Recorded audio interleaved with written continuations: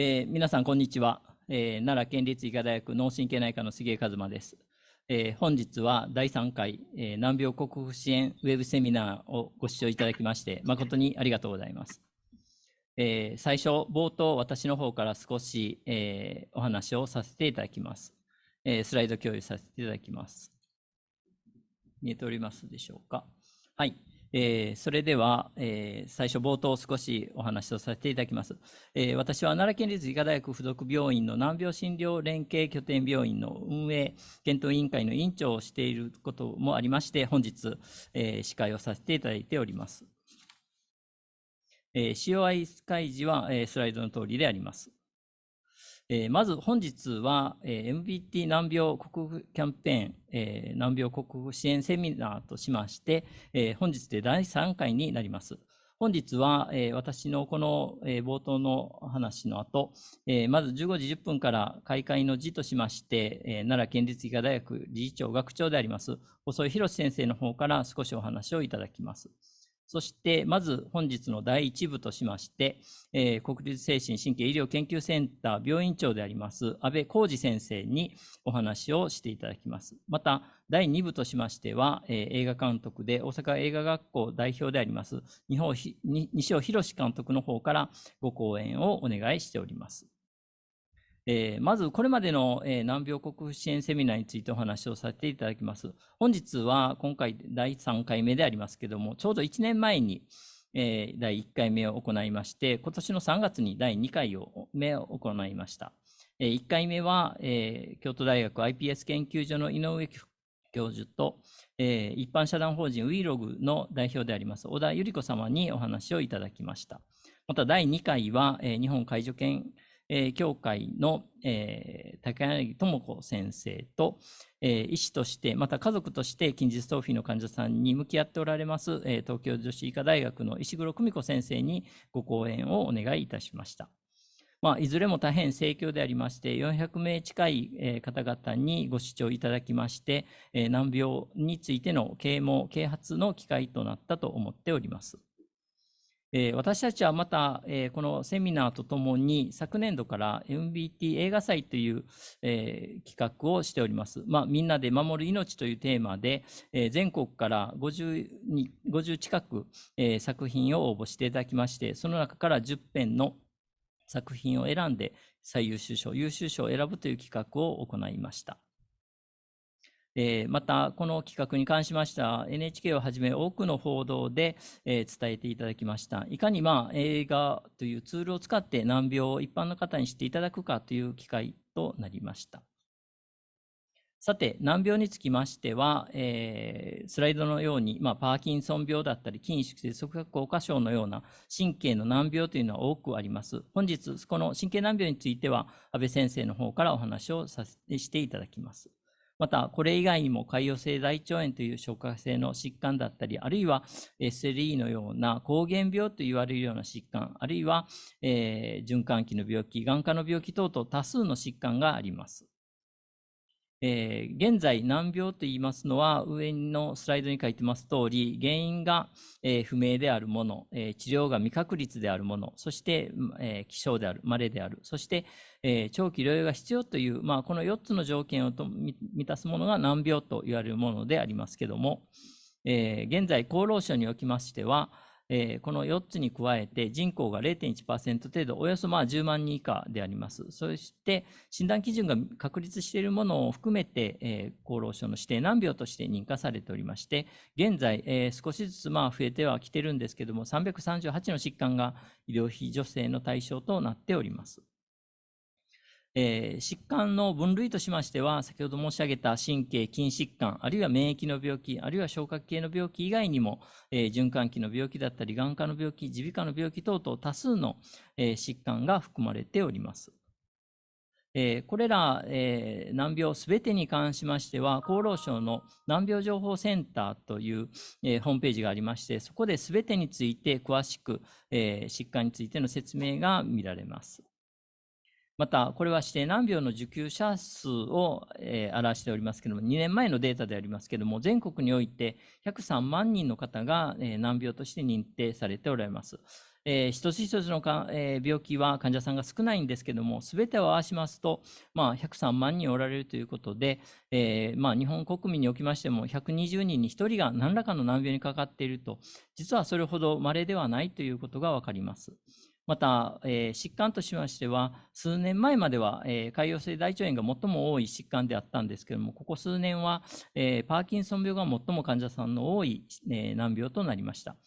右側のグラフは奈良県ですけれども、奈良県も同様に、パーキンソン病が最も多くて、2番目が潰瘍性大腸炎となっております。さて、難病の実際でありますけれども、難病と言いましても、先ほど申し上げた通り、いずれの疾患においても患者数は、軒並み増えております。また、疾患の種類にもよりますけれども、全世代で、発症いたします。また、一部ではありますけれども、医療依存度の相当高い疾患も含まれておりますし、現状、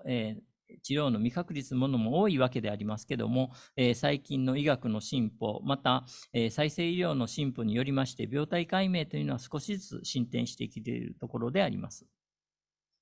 これはアンメットメディカルニーズといいまして、いまだに治療法が見つかっていない疾患に対する医療ニーズを示したグラフでありますけれども、縦軸が薬剤の貢献度、横軸が治療満足度ということで、右上というのは薬剤も多くて患者さんも満足するような病気となります。一方で左の下というのは薬剤もほとんどなくて、患者さんの治療満足度もすごく低いという病気になります。当然ながら左の下というのは薬もなくって患者の満足度も低いわけですので、筋萎縮性側索硬化症、各種の筋ジストロフィーなどの、難病が含まれているわけでありますけれども、一方で右上のように治療が多い患者さんの満足度も高い病気としてパーキンソン病、重症筋力症のような難病も現在は含まれておりまして、難病と言いましても治療が飛躍的に進んでいる疾患も現在は多く見られるのが現状であります。さて、難病への取り組みについて少しだけご紹介させていただきます。難病につきまして、本法におきましては、1972年に、難病対策要項が制定されましたけれども、実はこれは、スモンという薬害が、きっかけでありました。成長剤でありますキノホルムという副作用によって、腹部の症状、あるいは手足のしびれ、失明、あるいは死亡というような様々な重症な症状をきたす病気がありました。1970年にこれキノホルムが原因ということが分かりまして、それで販売停止以降、もちろん新規発症の患者さんはおられないんですけれども、当初は1万2000人おられまして、現在でも1000人ほど患者さんはおられまして、国はこれ以降ずっと研究班として研究開発、あるいは患者さんの医療助成というのを続けてやってまいりました。これが難病制度のきっかけになりました。ちなみにですけども、今年、2週間後ですけども、奈良県におきまして、私が、会長となりまして、スモンの集いという一般の市民公開講座を行います。ハイブリッドで、スモンという疾患を知ってもらおう、あるいは患者さんも多数来られるんですけども、多くの、有識者の方々にお話をしていただく予定であります。さて、難病の取り組みとしましては、2015年に難病法の施行がなされまして、以降、治療法の開発、あるいは医療費助成、あるいは国民理解、社会参加の促進ということを柱として、様々な、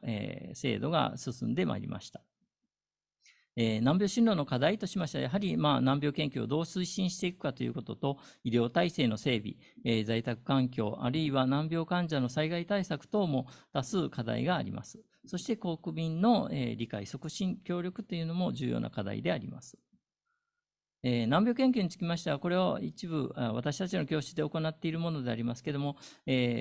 オートファジーという、関連する、筋疾患についてだったり、パーキンソン病、あるいは脳のオルガノイド、ミニ臓器を作って研究もしております。また、筋萎縮性側索硬化症の病態解明に関する研究も行ってまいりました。そして医療体制の整備につきましては、やはり難病患者さんのいかに地域での療養環境を向上させるかということが大事でありまして、私たちもちろん難病専門医だけではなくって、多職種での連携を強化するということが大変重要であります。そして3番目としまして、国民の理解と促進ということで、奈良県におきましては、私たちの病院は、基幹病院でありますので、このような難病の診療ガイドブックを作成しております。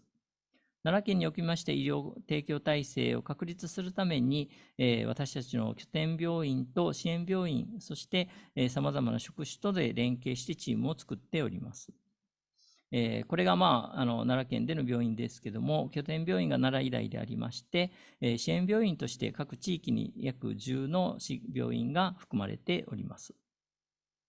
そして、国民の理解促進ということで、本日のこのような、難病克服支援キャンペーンを行って、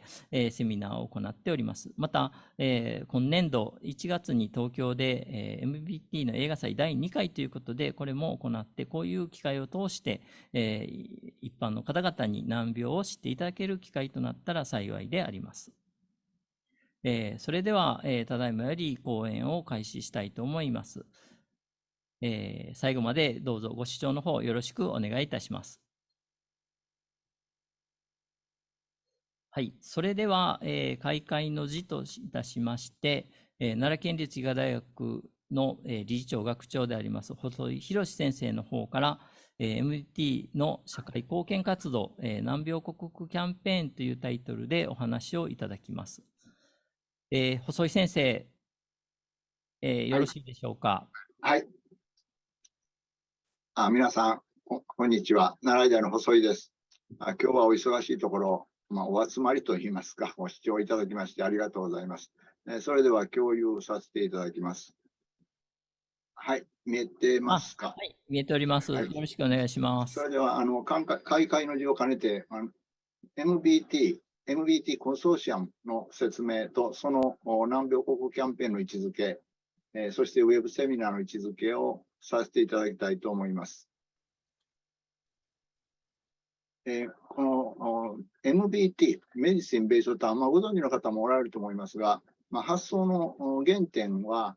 いくつかあるんですが、一つはこの軟骨伝導聴覚経路というのを私が2004年に発見したというところから始まります。皆さんご存知のように音源が外にあって空気の疎密波が鼓膜、そして中耳を通って下牛で聞くわけですから、通常の軌道経路です。で、骨伝導経路というのが、骨伝導のイヤホンというのを売ってますが、骨を振動させて音声をここに、音声または音楽もそうですが、伝える、下牛に伝えます。これと全く異なる経路として、軟骨伝導というものを発見しました。これは軟骨伝導振動子は骨ではなくて軟骨に置きますと、軟骨が振動して、ここの自分の耳の中に気道を作るということが分かりました。これを発見したことで、いろいろな論文を多く書いたわけですが、30編ぐらいカートリッジコンダクションという名前も命名したんですが、軟骨伝導カートリッジコンダクションですが、英語の論文が今30編ぐらい出てるんですけども、それでは医学的発見を論文執筆で終わってしまうと、あんまり意味がないと。新産業創生に応用して、やっぱり製品が人々の手元に届いて初めて役に立つんだという発想が、医学を基礎するまちづくり、医学を基礎する工学、産業創生という発想につながっています。例えばこの軟骨伝導は医学的な発見なんですが、まず医療機器である補聴器が発売されました。まだ発売されないんですが、順次出てくると思いますが、スマートフォンに利用したり、スマートグラスですね、こういうメガネ型、そしてロボット、それからいろんなコンピューター端末に非常に広い応用範囲を持っています。で、MBT、メディシン・ベースド・エンジニアリング、これ私の造語ですが、MBT は医療産業の集積ではありません。医学にある産業イノベーションなんですね。で、工業製品の 85% 以上は人が直接使用するものです。製品を作るときに物のことは、製造者がよく知ってるわけですが、人のことを知る必要があります。使う側の人ですね。それは医学です。産業創出には医学の知識が必要ですというのが根幹にあります。そして、この2004年のスタートから今まで約18年間、大きく成長してきました。特に2016年に MBT 一般社の方に MBT コンソーシアムを立ち上げ、7台と、車の両輪のように発展してきました。そして、3月7日の時点なんですが、出入りがあって少し増えたり減ったりしますが、MBT コンソーシアムの会員は230会員です。で、これは世界で類例がない組織です。どういうふうに、なぜそう言えるのかというと、医科大学の元に集まるのは大体製薬メーカーが多いんですね。ここが多いんですが、製薬メーカーもありますが、建設とか鉄工、それから電気ですね。富士通とかパナソニックな電気、それから精密機械製造、すべての業種が集まっています。金融保険が医科大学の元に集まるのは珍しいと思いますが、日本生命とか損保ジャパンとか三井住友銀行などが奈良医大の元に集まっています。運輸倉庫、すべての業種が医学を使うと、そういう発想です。で、本社所在地を見ますと、特に奈良県が多いというわけではなくて、一番多いのは東京74社です。この東京のが多いですが、次は大阪70社ですね。全国に分布しています。ですが、全国的な組織になっていると言えます。経済団体連合会、日本経団連とも連携しまして、経団連の10個の地域競争アクションプログラム10個のうちの1つ、医療等に関することについて MBT コンソーシアム奈良県立医科大学が経団連と連携して、こういう活動を広げようというふうに、今行っております。実際、まちづくりということもやっておりまして、MBT、コンソーシアム MBT が全国、こういう北海道から実は今沖縄まで、多くの地域でまちづくりを医学的に見たまちづくりを行っております。MBT 活動の全体像と難病克服ウェブセミナーの位置づけなんですが、この MBT 活動全体像はこのように新産業創生、社会貢献活動、広報活動、運営のこの4つに分けてみます。で、この中で、社会貢献活動をここで少し大きくしてますが、1番目が MBT コロナ克服キャンペーンです。これは今も行っています。これ MBT 難病克服キャンペーンが、今日行っているウェブセミナーがこの中の一つであります。で、今日この難病克服キャンペーンは協賛企業がそれぞれ広報するということと、それからこのウェブセミナーと、それは先ほど少し話が出ました映画祭をやっています。今、協賛企業は30社です。で、これが協賛企業の一覧表ですが、ぜひ他の企業、多くの企業に参加して難病克服、難病というものが世の中にあるんだということを、まず一般の方々にも知ってもらえるようにしたいと思います。例えば、その企業が難病克服キャンペーンに参加すると、いろんな企業によって形態がありまして、その商品の中に難病克服ということを入れるというような企業もありますが、それはこれ近鉄さんですが、こういうような近鉄の釣り広告の中に、近鉄は MBT 難病克服キャンペーンに協賛しています。こういう文字を入れていただいています。これどういう効果が期待しているかというと、これを見た人は難病というものがあるんだということを認識してもらって、そしたら難病に興味を持ってもらう、そのきっかけになってもらう。それが目的であります。先ほども出ましたように、映画も同様でありまして、難病を皆に認識してもらうんだということです。でこれは今年の1月8日に行った映画祭のポスターですが、それで最優秀賞、優秀賞48編の映画から選んで表彰しました。そして直近では、この10月1日、MBT 梅北映画劇場というのを行います。グランフロントの近く、この梅北の場所で、その西側に梅北外庭スクエアというのがあります。ここグランフロント大阪ですね。ここが梅北、こっちが梅田スカイビルですが、ここで10月1日にこの優秀作品を上映します。申し込み受付中ですので、ぜひお越しいただいたらありがたいと思います。柿渋のど飴、これはこれはですね、コロナに効くというと消費者庁がダメなんですけども、実際実験でコロナを不活化しているというデータをはあります。それからこれもそうですね。同合金蒸着マスク。これを事前の100名様に配布いたします。それから第2回、今話がありました、来年の1月14日、有楽町マリオンで映画祭の第2回を行います。そして今行っている第1回、次回とあったこのウェブセミナー、今回が第3回です。こういう社会貢献活動に、参加していただく企業様を募集しています。これは2022年5月の産経新聞に、MBT コンソーシアムが出した広告ですが、こういう協賛企業様の名前を新聞に載せて、こういう企業様が難病克服に努力していただいているんだということを広報しますので、ぜひ、この協賛している企業様が増えて、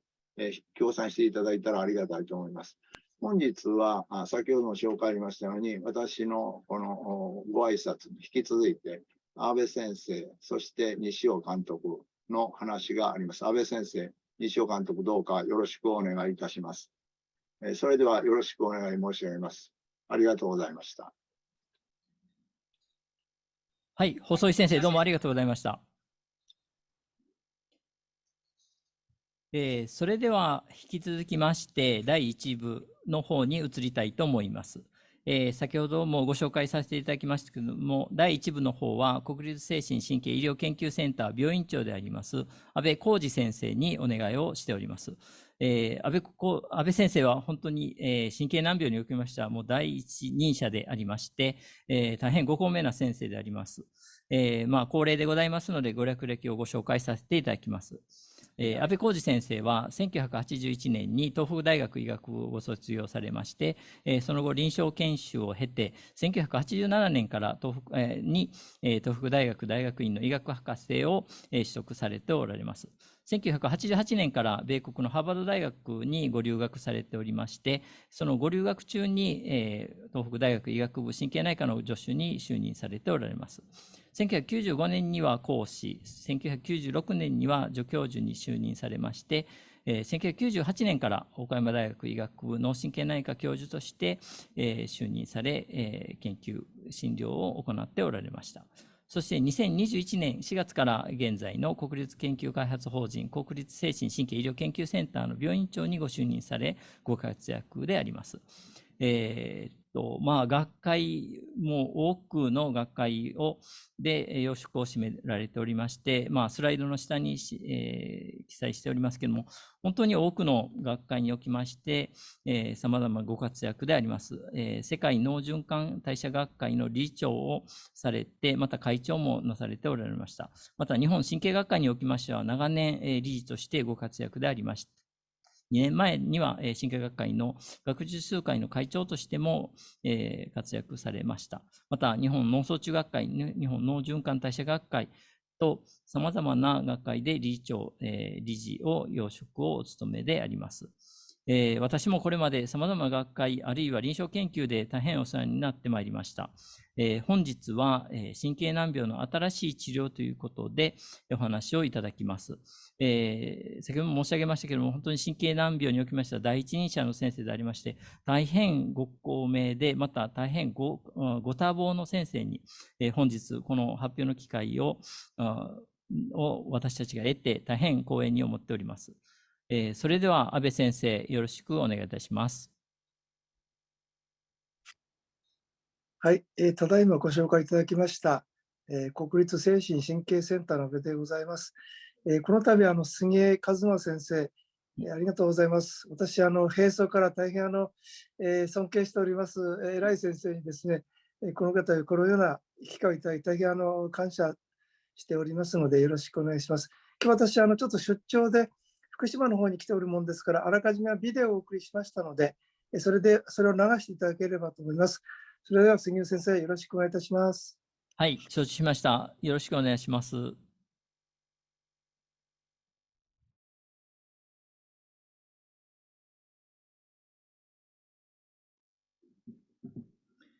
それではただいまより難病克服支援ウェブセミナーの第2部を始めたいと思います。はい。第2部は、映画監督で大阪映画学校代表であります西尾博監督の方から、映画は、難病をどう描いてきたかというタイトルでお話をいただきます。大変興味あるタイトルで、また、どのような内容になるか大変楽しみでありますけども、恒例でございますので、西尾監督のご紹介をさせていただきます。スライドにお示ししております通り、映画監督として、現在、活躍中でありますけども、西尾監督は、大阪生まれでありまして、2005年に大阪市の若手育成映画祭 CO2 ですかね、にて、第1回グランプリを受賞されまして、2006年から同映画祭のディレクター、また2009年からは京都造形芸術大学とビジュアルアーツ大阪にて、講師をお務めでありまして、現在は、上に書いております通り、大阪映画学校の代表でありまして、また京都ヒストリカ国際映画祭の企画ディレクターもされておられます。これまで監督作品としても、スライドに書いてますけども、多数の作品を、監督されておられまして、また脚本作品、あるいはプロデュース作品等も、ありまして、多数の作品に関わってこられております。また、先ほどからご紹介しております通り、昨年度、MPT 映画祭として私たち奈良医大と MPT コンソーシアムにおきまして映画祭を行いましたけれども、その映画祭においては、西尾監督は実行委員として、また中心的な役割として、企画から、選定まで、さまざまなご活躍をいただいており、大変私たちも、お世話になっている先生であります。本日は映画は、難病をどう描いてきたかということで大変、興味あるタイトルでありますけども、それでは西尾監督よろしくお願いいたします。はい、よろしくお願いいたします。はい。画面共有させていただきます。はい、お願いします。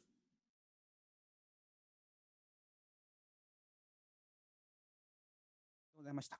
それでは、これで第1部、第2部終わりまして、難病克服支援ウェブセミナーを終了とさせていただきたいと思いますけども、最後、細井学長の方から改めて、少しお言葉いただけますでしょうか。はい。お願いします。皆さん、長時間ありがとうございました。いろんな催しをやってますのは、一つに難病というのはやはりまだまだ世の中の人、そういう病気があるということも知らない。例えば、がんになりましたということは非常に、よく理解されるというか、いろんな、頑張ってくださいとかいろいろな話が出てくるんですが、病気を聞いたことがない病気は軽いのか重いのか、それから治療法があるのか、簡単に治るのか、ほとんどがわからない。だけど、こういう一群の病気があるんだ。そういう人たちは、むしろ有名って言いますか、患者数の多い病気よりも困られていることが多いんだということを知っていただきたい。そういうことで、いろんなところで、まだ企業の皆様方、それから個人の皆様方にもお願いして、そのことを、理解を、世の中の理解を深めたいということでやっておりますので、ぜひ、よろしくお願いしたいと思います。どうもありがとうございました。細井先生、ありがとうございました。それでは、この研究会を終わらせていただきたいと思いますけれども、先ほども、細井先生のお話もありましたけれども、ぜひ難病ということを知っていただいて、周りの方々へのまた支援とかも含めてお考えいただければと思います。それでは難病克服支援ウェブセミナー第3回を終わらせていただきます。最後までどうもご視聴ありがとうございました。